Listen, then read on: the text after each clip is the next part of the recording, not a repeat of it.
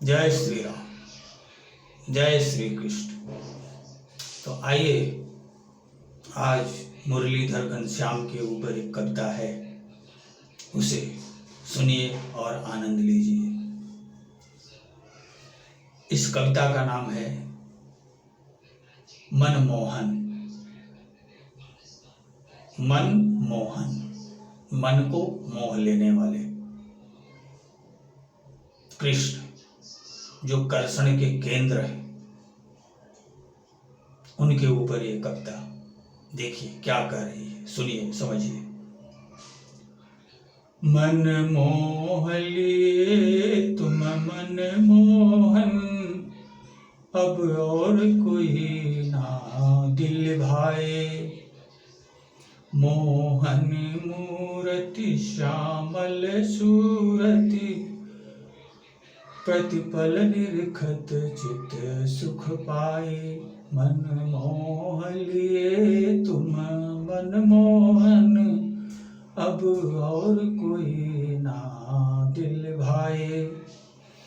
एहसास तुम्ही से हो, एहसास तुम्ही हो इस मन के।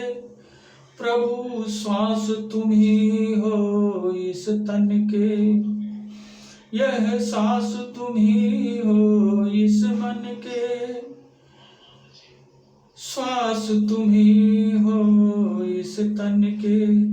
सद्भाव सरोरुह अर्पण है, अलिराज तुम्ही चित उपवन के। सत तुम चित के आनंद तुमसे, परमानंद बन तुम उर छाए। मन मोह लिए तुम मनमोहन, अब और कोई ना दिल भाए। तुमसे प्यारा कुछ है ही नहीं, जिसकी चाहत अब दास करे। जगदीन दुखी निर्बल जग से, अपने हित की क्या बात करे। युग युग की प्यास मिटी तुमसे, तुम पे अब चित बलि बलि जाए। मन मोह लिए तुम मनमोहन, अब और कोई ना दिल भाए। सौभाग्य बड़ा नर तन पाया, माया तज मन में भक्ति जगी। प्रिय जनक दयालु की सिख से, मन तुमसे मिलन की लगन लगी।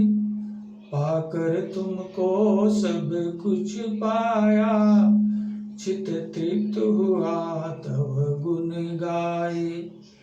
मन मोह लिए तुम मनमोहन, अब और कोई ना दिल भाए।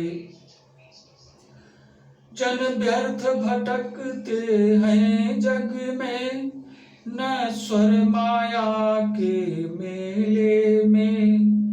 दिखता है सुहाना नैनों को, सुख शांति न जगत झमेले में। भटकन तड़पन मग तृष्णामय, भटकन तड़पन मृग तृष्णामय। तृप्ति तो तुम्ही से मिल पाए।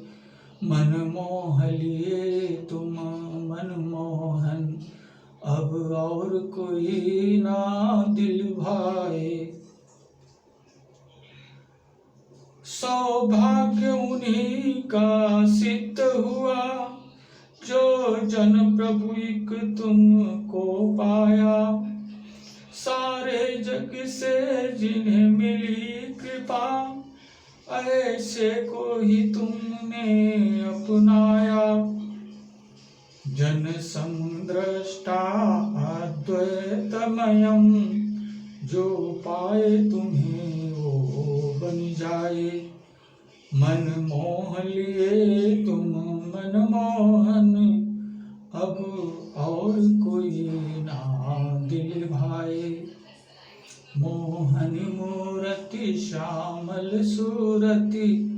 प्रतिपल निरखत चित सुख पाए। वृंदावन सरसिज भ्रमर मुरलीधर घन श्याम। श्याम राधिका गोप संग सादर करहूँ प्रणाम। सादर करहूँ प्रणाम। ओम श्री राधा कृष्णचंद्राय नमः। तो ये प्रभु प्रेम है जो वास्तव में कर्षण के केंद्र उस परम आत्मा परमात्मा श्री कृष्ण को देख लेता है, जान लेता है, फिर उसे इस संसार में दूसरा कुछ पसंद आता नहीं है। वो बार बार योग तपस्या के माध्यम से बार बार प्रयास करता रहता है और प्रभु उसके श्रम को निरर्थक नहीं जाने देते। साधक तपस्या करता है और उस तपस्या का फल अनेकों गुना जोड़ करके प्रभु उसे अपना दर्शन दे करके तृप्ति प्रदान कर देते। एक बार प्रभु का दर्शन मिलने पर हृदय तृप्त होता है, हृदय तृप्त होता है। जब कभी वो आत्म तत्व, वो परमात्मा तत्व, वो चिदाकाश जब कभी अंतर चक्षु से दृष्टिगोचर होता है तो होता क्या है, तत्काल झलक मिलते ही तत्काल हृदय पे जैसे कोई अमृत प्रपात कर दे। पूरा शरीर रोम रोम फनस के फल की तरह खड़े हो जाते हैं। एक एक बाल फनस के फल की तरह, कांटे की तरह खड़े हो जाते हैं। और जो जिस रोम छिद्र से पसीना निकलता है आपका, उस छिद्रों से फव्वारे की तरह आनंद प्रवाहित होने लगता है।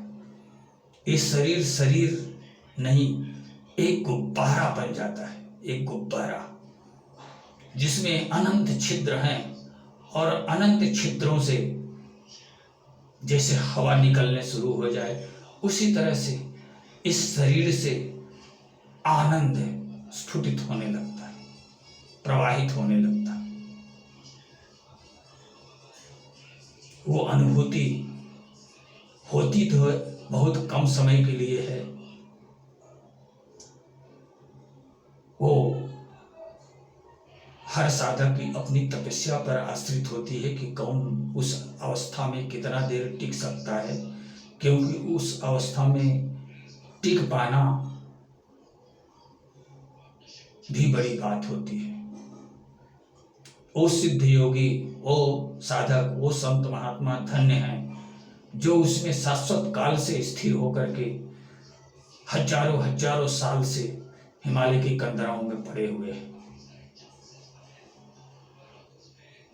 वो सच्चा जीवन का सच्चा सुख वो भोग रहे हैं। लेकिन कोई बात नहीं है,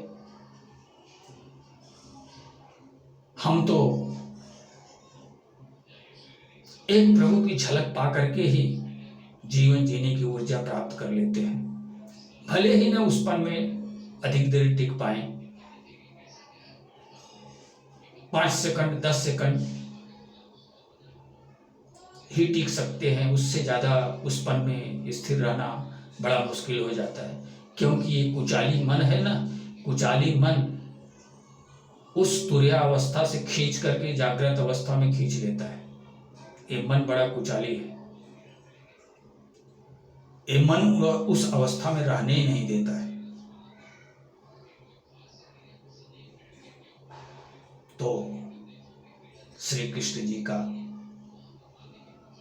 दर्शन करो, अपने हृदय में दर्शन करो, तब द्वारका वृंदावन में जाकर के श्री कृष्ण का दर्शन करो तो बिना देखे जो आनंद आप पा रहे हो उससे अनेकों गुना अधिक आनंद तब आपको मिलेगा जब आप अपने हृदय के कृष्ण को देख करके फिर द्वारका, मथुरा, वृंदावन के कृष्ण को देखने के लिए जाओगे। अपने हृदय के राम को पहले देख लो, फिर अयोध्या में जाकर के उन्हें देखने का पूर्ण आनंद आपको मिलेगा।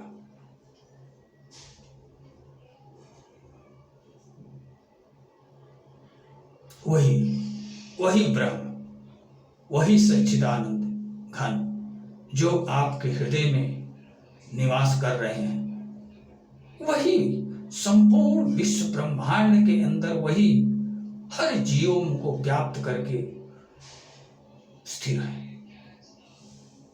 ये रहस्य आपको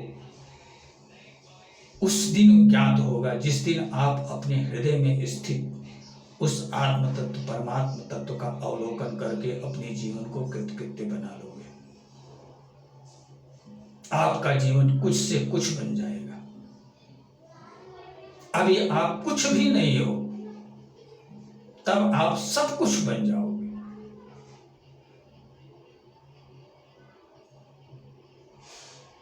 तो यही मेरा कहना है।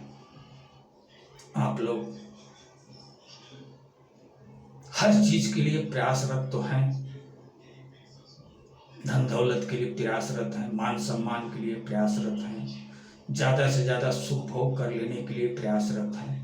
ठीक है, आपकी चाह में कोई दखलंदाजी नहीं है, लेकिन इसी तरह का पुरुषार्थ अपने जीवन को सार्थक बनाने के लिए भी तो करो। नहीं तो समय है, जीवन तो एक लकीर के समान है। एक समय था हम और आप नहीं थे, एक समय है जब हम और आप इस दुनिया में हैं, और फिर भविष्य में एक ऐसा समय आएगा जब हम और आप नहीं रहेंगे। तो जब हम नहीं थे तो नहीं थे, आज हम हैं तो आज हमारे हाथ में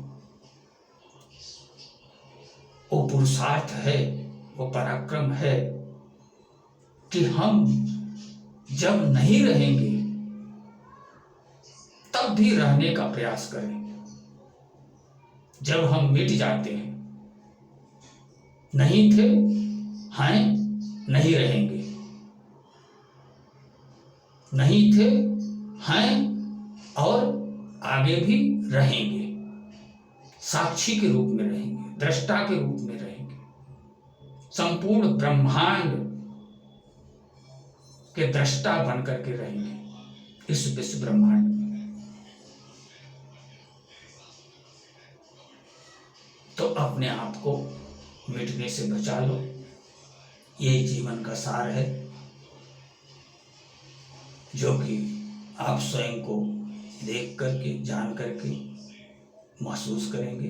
और यही संसार का सबसे बड़ा पुरुषार्थ है, इससे बड़ा और दूसरा कोई पुरुषार्थ नहीं है।